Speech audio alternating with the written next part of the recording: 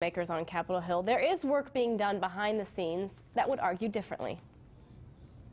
Well, I do think we come from very different districts.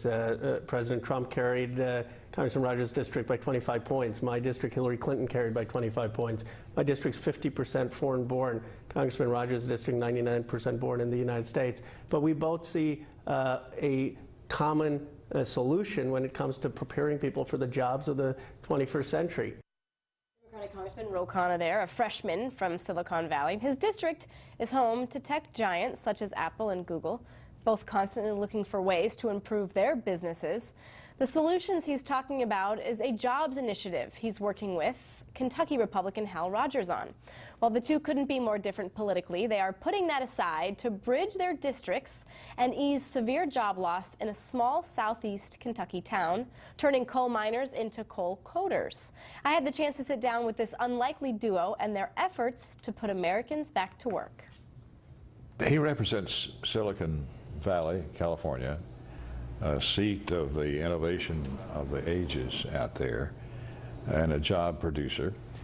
And I represent an area that is beset by the layoffs in the coal mines, a depression, if you will, in East Kentucky, which I've dubbed Silicon Holler, because we're making an effort to wire the region with high-speed, high-capacity cable, which I think are the interstates of today's age. So what's in it for you, Congressman? I went down there at his gracious invitation and saw the genuine enthusiasm there of folks to be part of the technology revolution, to have these new jobs, to have a diversification of the area. And they're working on software that is produced in my district, being trained on Apple software, on Google software. And this partnership is in the Valley's interest and our country's interest because folks that are so hardworking, they have the fire in their belly to learn new skills, to contribute. It's got a lower cost of living than certain areas, and it's going to lead to more job creation in my district, for the country, and in this area. At this point, it's translated to 34 jobs, but there was, if I'm not mistaken, more than 1,000 applicants who initially heard of this program.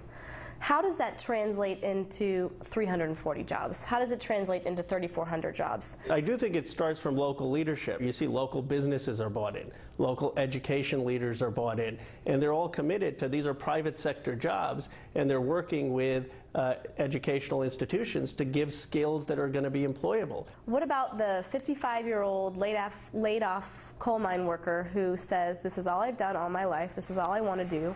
I voted for Donald Trump because he told me he was going to bring my job back. It does require new training. And many of these people, most of them in fact, were former coal miners, mining coal. Now we've got them mining code, learning code, the new language of this new age. And we're finding enthusiasm, even amongst those in older years, in learning this new way to make a living. And there's excitement, and there's hope. This is a benefit for a lot of the tech leaders in Silicon Valley to see that there's an untapped resource, not only of the work ethic, but also it's cost efficient. How do you spread that word? There's no reason to think that someone who's a Steve Jobs or an Elon Musk, we don't know where they're going to be born. Are they going to be born in Pennsylvania, in Kentucky, in Ohio, in California?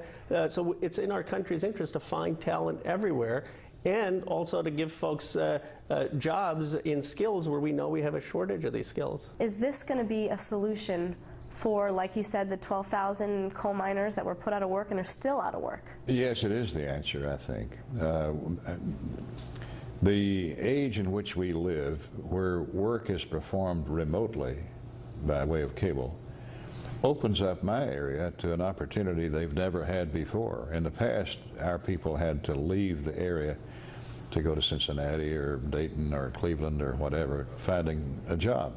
But now they can stay in the region and remotely work by way of cable and stay where they want to live and where we want them to live and raise their families.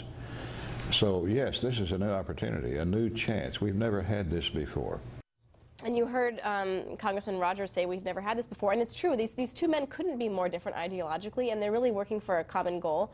They have 34 jobs so far, and I'm going to tell you they have another class coming in, and they're hoping that multiplies. Well, it shows you what congressmen who are working together rather than working against each other can do. And sort of to that end, it's something everyone agrees on. We heard President Trump on this recent trip. As much as he was excited about being in Saudi Arabia, these sort of only offhand ad-lib comments were jobs, jobs, jobs, talking about the Saudi arms deal.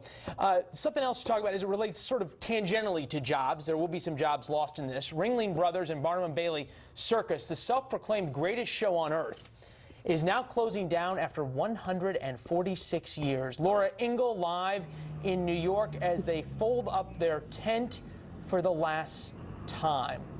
Hi, Laura. Hi, Leland. Well, you know, the tears of a clown will probably come later tonight for